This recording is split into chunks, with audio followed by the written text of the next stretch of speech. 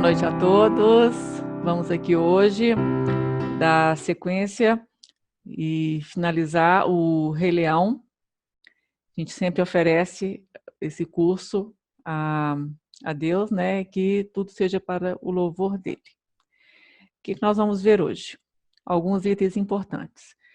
Sempre deixando claro que minha interpretação é baseada muito no que o Dr. J. Peterson expõe e não faço uma sequência do filme, e sim analiso pontos específicos que têm algum valor simbólico ou psicológico interessante.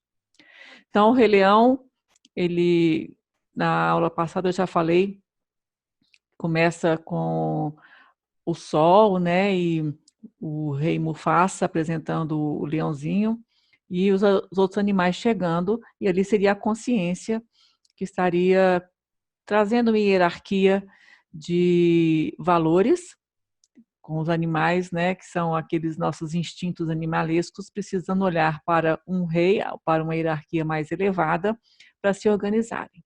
Dentro da história, o rei tem um irmão, um antagonista no filme, né, que seria o vilão Scar, que quer tomar o poder, e ele acaba planejando de matar o Mufasa e colocar a culpa no leãozinho, no filhotinho, que é o Simba. Bom, o que nós vamos ver?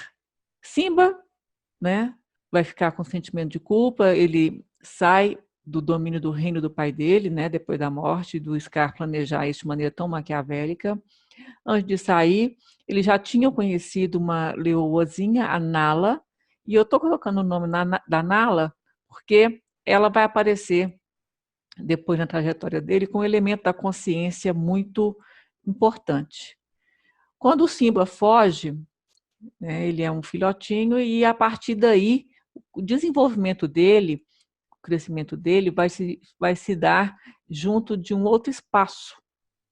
E nesse espaço, primeiro ele vai ficar numa área desértica lá, sob um sol causticante, e ele é encontrado pela dupla, que é um suricato e um javali, o Timão e Pumba, que tem o famoso, aquela expressão Hakuna Matata.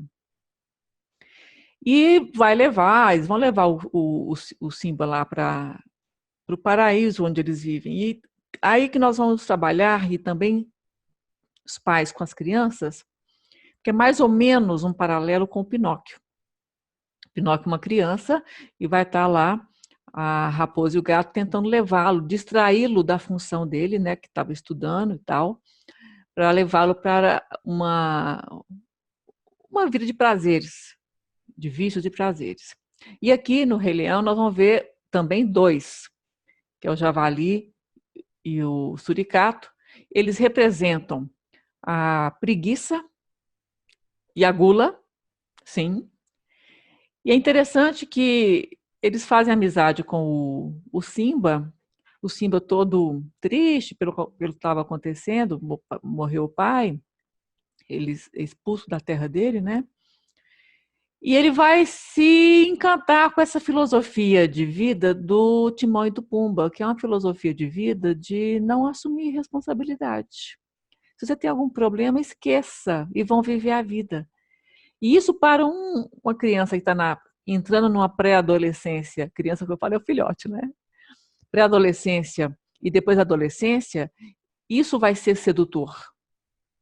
E o Simba vai assumir isso para a vida dele. Tem um detalhe nessa parte dele ir para esse paraíso apresentado pelo Timão e Pumba, muito, muito peculiar. Bom, ele é um carnívoro. Ele começa a comer besouros. Uma dieta, sim, que tem nada a ver com carne. Por que será? Será que é à toa que está no filme? Não. É muito mais fácil você pegar insetos e comê-los, que você vai encontrando por aí, e você não tem que fazer esforço para caçar, matar, igual o leão faz, né? Então, isso também faz parte de uma facilidade que está sendo oferecida ao Simba. E ele vai viver essa vida viver a vida, sem assumir nada de responsabilidade, sem buscar sofrimento, comendo o que queria, ali no caso de coisas fáceis, né? E os dois amigos, que representam gula e preguiça, são os elementos que vão estar ali no psicológico dele. Comer, curtir a preguiça, viver o paraíso e tal. Tem a cena em que ele atravessa o tronco, que eu já analisei na aula passada, que vai mostrar que ele vai estar aberto a uma transformação. Mas o que vai acontecer lá no reino que ele deixou para trás é algo que vai gerar uma transformação nele também. Porque ele conheceu Nala e Nala ficou no reino, sob agora o domínio do Scar. A mãe do Simba também ficou no reino, e outras leoas e outros animais. E o reino agora estava totalmente largado, a comida escassa, os animais, sim, os que eram do bem, tristes, porque as hienas, amiguinhas do Scar, estavam de boa, achando o máximo, né? E aí, Nala resolve ir atrás do Simba, não atrás do Simba, ela foi atrás de ajuda. E ela, por um acaso, ela tromba com o Simba. E qual que é a importância, em termos da consciência e autoconsciência, a gente analisar essa busca de Nala por uma ajuda? Bom, em comparação com outros contos que já falamos, por exemplo, a Aurora da Bela Adormecida. Ela está ali adormecida e o príncipe é que vai representar essa cutucada na consciência da Aurora.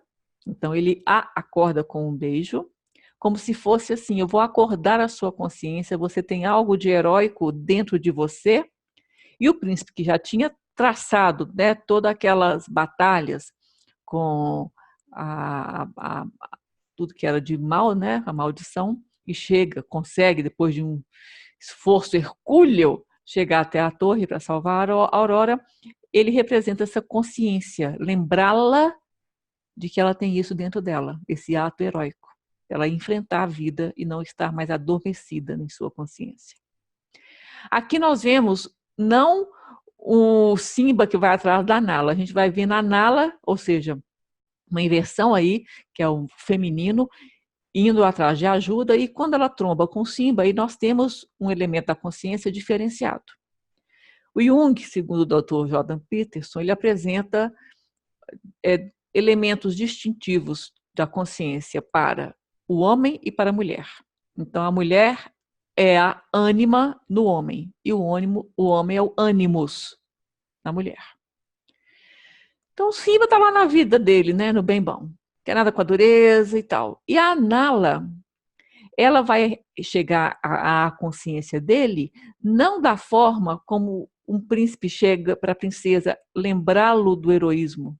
Não, o primeiro impacto da consciência de Nala para o despertar, chamar Simba à sua realidade, são, digamos assim, chamá-lo para cair na real. Então, a mulher, o simbolismo do feminino e da consciência, ela traz a real para o masculino. Em que sentido? Então, ela traz, em certo sentido, a autoconsciência que o Simba perdeu. Que autoconsciência é essa? A autoconsciência está mais ligada a elementos de nós que expressam vulnerabilidade, nossas fraquezas. Quando ela põe em xeque o que Simba deixou para trás, nunca voltou, já estava assim, corporalmente adulto, numa caminhada assim, mas de amadurecimento da adolescência, mas bem lenta e muito mais tendente a ser um leão com um corpo de adulto, mas com atitudes infantis. Não querer fazer nada, não assumir nada, apenas viver o bem bom. E isso para os pais, quando mostram isso para as crianças, para fazê-los entender, igual foi feito lá com o Pinóquio, que a vida vai oferecer isso para eles. A gente pode ver a parte das imagens do paraíso onde Timão e Pumba vivem, maravilhoso. E isso é oferecido ao adolescente, principalmente, porque para que mexer com alguma coisa? né? Curte a sua vida, faça o que você quer que te dê prazer, porque é isso que vai ser o valor da vida do adolescente. Então, isso é uma proposta muito sedutora. E a Nala chega e fala assim, meu filho, cai na real. Você está achando que você está nessa vida boa aí e que você está sendo o melhor de si? Não. Você esqueceu quem você é. Você é o filho de um rei. Né? Você tem compromissos, você tem responsabilidades a assumir. E ele não vai gostar de escutar isso. Porque ele é um rei, né? Sim, da floresta, porque o leão é o rei dos animais, né? Mas ele não vive como um rei. E não aceita que apontem para ele essa inutilidade da vida dele. Ele não quer ser arrancado do comodismo que ele está, naquele paraíso que ele vive. E quando Nala chega, que ela nem sabe que Simba está lá, mas ela se depara ali, né, naquele paraíso, com Timão e Pumba também, e ela já chega atacando.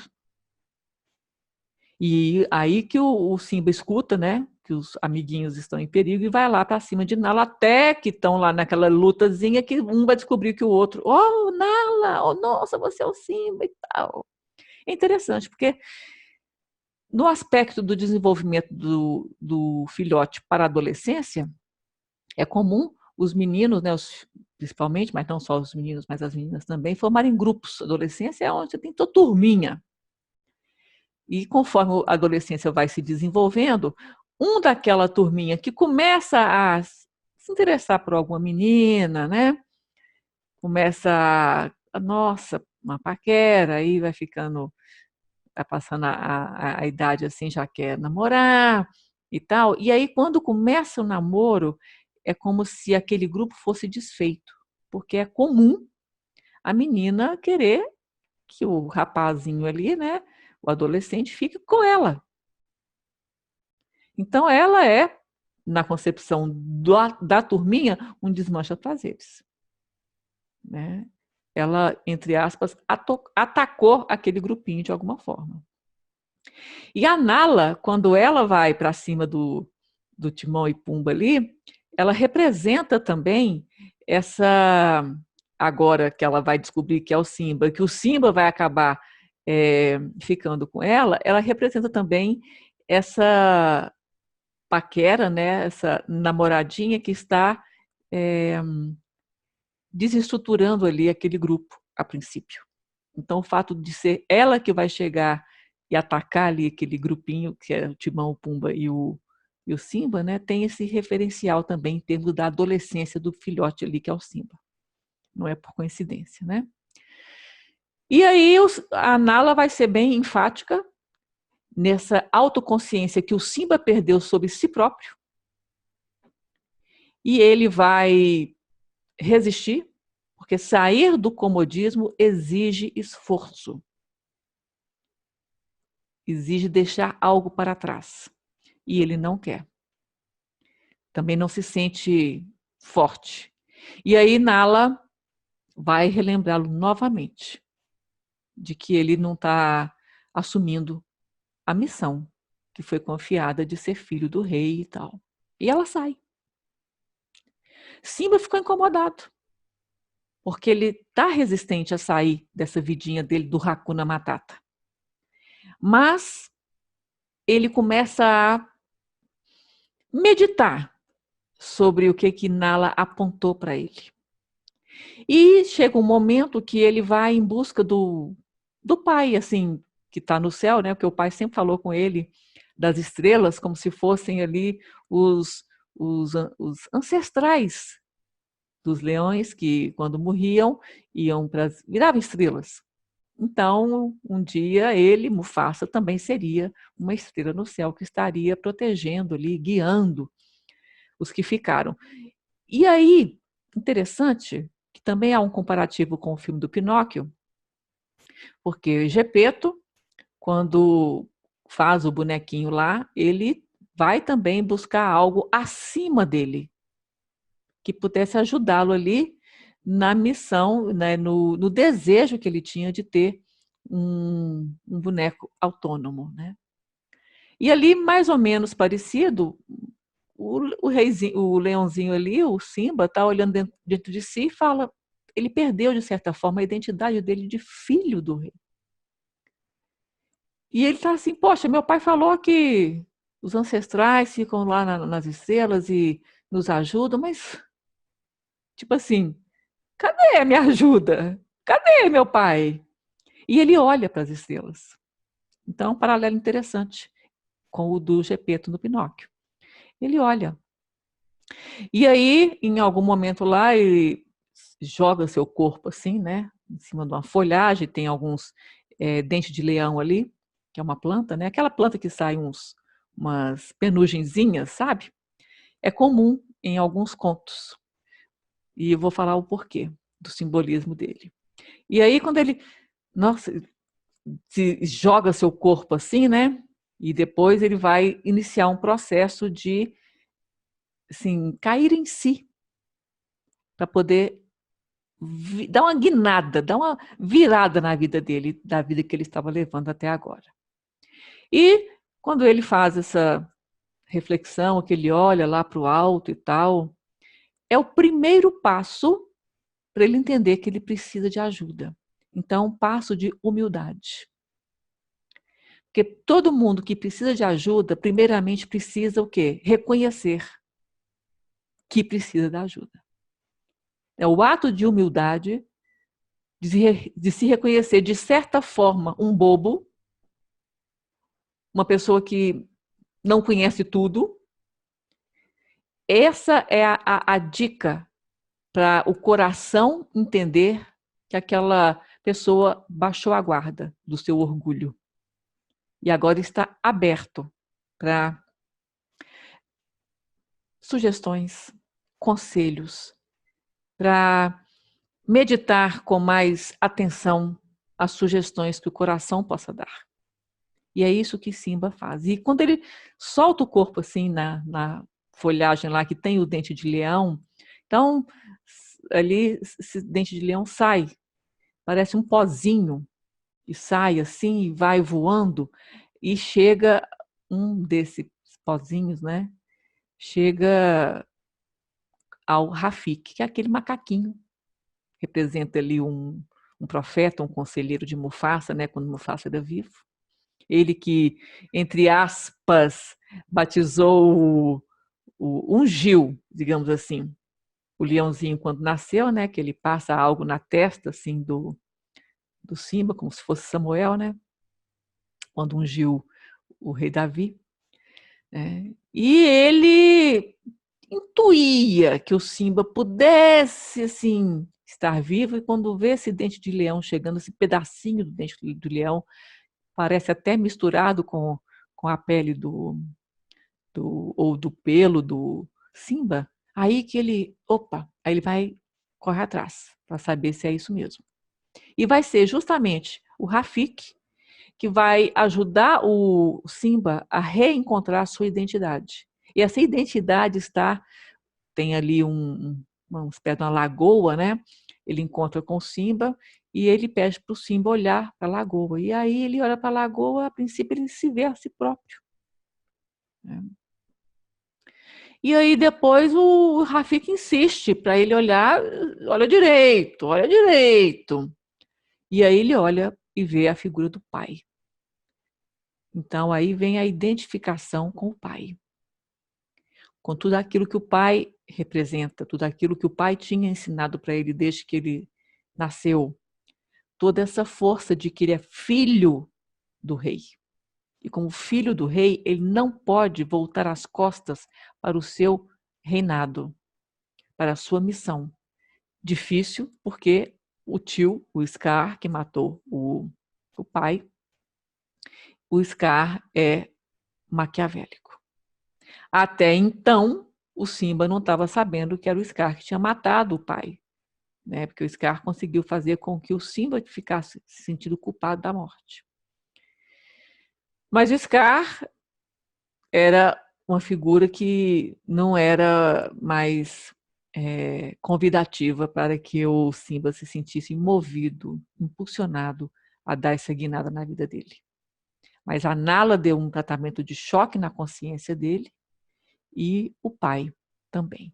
E qual que é a simbologia do dente de leão? Tem também no filme A Bela e a Fera, né, quando a Bela está cantando, e na letra da música que ela está cantando, tem o cavalo dela lá, e a música fala também de dente de leão. E aí depois, logo depois que ela acaba de cantar, o cavalo a leva, né, para o castelo lá onde está a fera. Indica uma abertura a um passo a mais dentro de um processo de maturidade. Então, no caso do Simba, ele estava ali refletindo e ele se joga em cima de uma moita lá e saem as penuginhas desse dente de leão, mas faltava algo que desse mais um empurrão, além do da Nala. E o Rafik é que vai dar a completude dessa nova etapa da vida do Simba, porque ele já tinha iniciado um processo de maturidade e agora vai se completar, quando ele for realmente um leão que vai assumir as responsabilidades do seu reino e enfrentar o que precisava ser enfrentado. E quando a gente está vendo isso com as crianças, é bom falar com elas e ressaltar que ele vai ser um leão respeitado, não naquele paraíso que ele era apenas mais um ali e vivendo sem fazer nada. Ele vai ser mais respeitado quando ele for enfrentar o que ele tinha que ter enfrentado desde o início, sem dar as desculpas da tragédia que ele presenciou e de ter que sair do reino. Então, o Rafik, aquele macaquinho que a gente já tinha visto, uma semelhança com a atitude de Samuel quando ungiu o rei Davi, ele agora, se a gente for também compará-lo com Moisés, ele vai ter um cajado, né? Moisés lidera, guia o povo de Deus para Deus. E ali o Rafik vai guiar o Simba, não para Deus, né, que é um animal, mas para o reinado dele, né, para a sua origem. Né? Então, de certa forma, a gente pode fazer um paralelo do Rafik como um sábio, um conselheiro, um profeta, e uma comparação também com Samuel e com Moisés. Eu gosto dessa linha cristã, vocês já perceberam, né? E aí o Simba retorna, e no momento que ele está retornando, o Scar está tendo uma discussão com a mãe do Simba, né? E o Scar vai revelar um dos motivos do ressentimento dele, que é o fato de a mãe de Simba ter preferido Mufasa a ele, Scar. Então, eles têm essa discussão, né? E ele fica tentando fazer com que ela vá para o lado dele. Porque ali já tem as hienas que antes ficavam mais reclusas no ambiente para lá do reino do Mufasa, da parte clara, né? Eles ficavam na parte escura, né? Agora elas estão assim, andando por todo lado e o reino se deteriorou completamente. E aí, quando o Simba chega, né? Ele primeiro vai para cima do Scar, porque o Scar está discutindo com a mãe e está em fase de agredir a mãe. E o Scar vai tentar, de qualquer jeito, se manter na posição que ele maquiavelicamente conquistou. Com a ajuda das hienas, que a princípio estão do lado dele, mas o Simba vai conseguir lutar contra o Scar, né? E a mesma pedra lá, que é a pedra onde o leãozinho, quando nasceu, foi mostrado ao reino lá, né?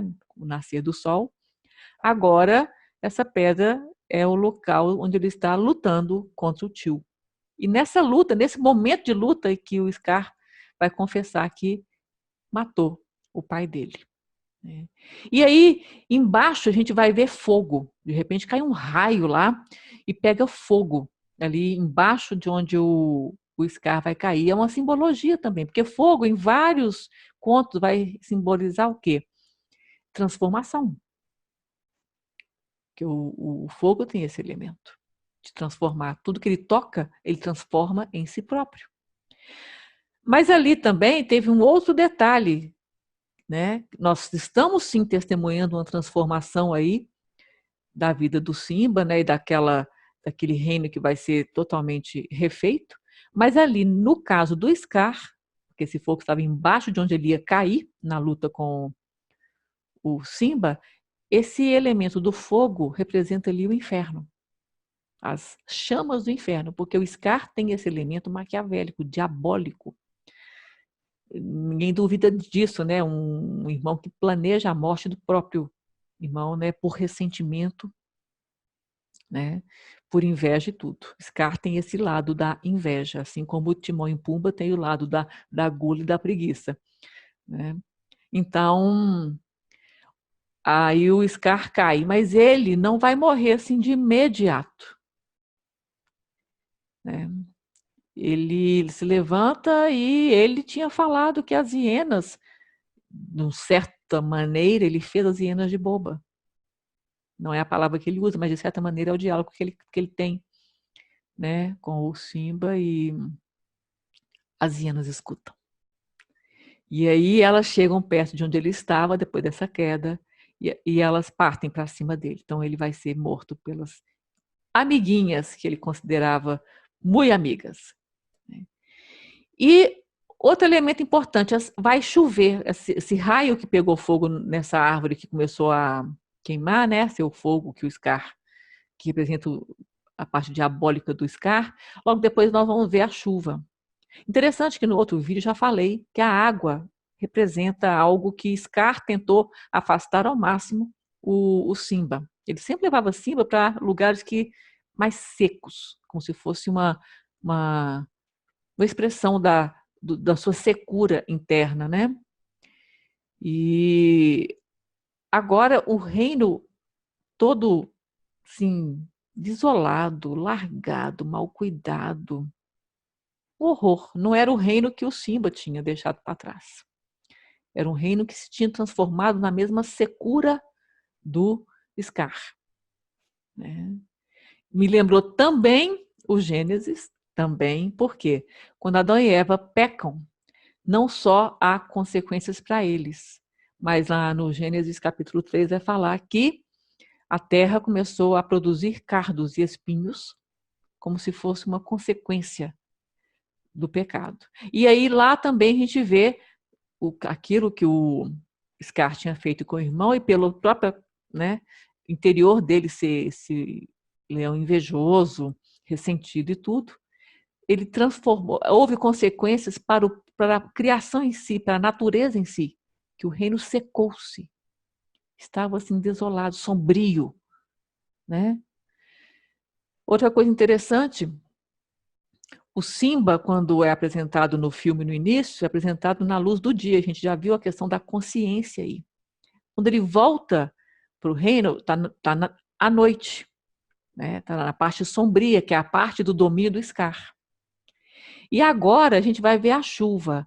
Então, a água agora vai ter um outro componente, né? Que esse componente, além de ser parte da transformação de Simba, quando ele atravessa aquele tronco que eu analisei no vídeo passado, que a água também é transformação, ela também é algo que vivifica e revivifica a natureza. Então a gente vai ver que ele, assim que ele consegue derrubar o Scar, e o Scar morre na boca das hienas, comido pelas hienas, né, um prato cheio para as hienas, essa chuva vem, mostrando, né, a transformação, poder se transformar da água, que ela agora vai recuperar, revivificar aquele reino, né? E, e aí toda a harmonia vai ser reconstituída quando ele está em luta lá com o Scar. As leoas que tinham ficado, a mãe, Nala e a mãe da Nala, as leoas tinham ficado, vão ajudá-lo nesse recomeço, né? E também na luta. As hienas foram ajudar Scar antes de Scar cair na luta com Simba, né? E agora o filme retorna como se fosse um reinício. Porque vai ter um novo reinício, igual no início mesmo, com o sol nascendo, os animais chegando e a Nala, que virou a companheira do Simba, tendo o filho, e eles apresentando o filho igual no início, como se fosse fechando um ciclo, né? Então, o filme tem esses entendimentos da consciência, de autoconsciência, do período de amadurecimento do Simba, que foi algo proposto e tem um padrão disso, a gente viu no Pinóquio, e tem outros filmes que vão ter esse padrão, né? Toda vez que você tiver algo que possa te colocar na condição de vítima, né, de sofrimento, vão aparecer ofertas para aliviar de uma maneira fácil, prazerosa, mas que vai te tirar da sua missão, do seu foco na vida. Então a gente tem que ter essa alegria trazida por Timão e Pumba, sim. Mas temos que ter também o correto olhar para a nossa caminhada, o que a gente tem, para que a gente está aqui. E se a gente não olhar para ter o foco na caminhada, os nossos instintos vão buscar o prazer. Porque vai ser mais rápido para aliviar qualquer dor que a gente tiver, qualquer trauma, qualquer dor, qualquer culpa que a gente tiver no nosso interior. Então, Timão e Pumba serviram de base ali para ele, mas ainda bem que a Nala chegou, né? E é sempre assim, todo conto que tem esse equilíbrio do herói e da heroína, né? Nesse contraponto de um relembrando ao outro o que está dentro do interior, mas está esquecido, nós temos um conto psicologicamente correto. Porque o homem e a mulher se complementam em todos os aspectos, e até no psicológico, né? Então, o Rei Leão tem esses ensinamentos. E para as crianças, essa atenção, e sempre perguntar, depois que acaba o filme, é o que eu já falo sempre, pedir para eles recontarem e colocando perguntas para eles. E se eles estivessem no lugar do Simba, será que eles iam, né, escutar a Nala? Ou iriam ficar lá no bem bom naquele paraíso? Qual é a resposta que os seus filhos vão dar? De acordo com essa resposta, vocês vão concordar ou não e colocando outras perguntas para eles raciocinarem e apreenderem o entendimento de forma global que o conto está trazendo. No caso aí é o filme. A gente viu que os arquétipos do bem e do mal, né, do elemento de complementariedade que existe do feminino com o masculino. Ele, Simba, como um herói, que a princípio não vai agir como herói, vai ficar no comodismo, mas depois que ele abraça, ele vai até o fim. Ele vai enfrentar circunstâncias difíceis, mas o herói, ele não se apega às suas fraquezas. Ele não vai conseguir eliminá-las, mas ele vai conseguir ir além delas. Foi o que o Simba fez. Mas precisava de um empurrãozinho de alguém mais centrado, que é o caso da Nala. E depois o Rafiki, que é o macaquinho, e os dois vão ajudá-lo nesse reencontro com sua identidade. E ele precisou buscar sua identificação como filho do pai. E esse resgate é muito bom quando a gente está perdido. Nós temos referências na nossa vida para nos resgatar, né? Quando a gente está em situações que nos enfraquecem. E a gente, para resgatar, o que aconteceu com o Simba? Primeiro ele precisou reconhecer que ele precisava de ajuda. Um gesto de humildade. Espero que vocês tenham gostado, né, dessa interpretação do filme, né?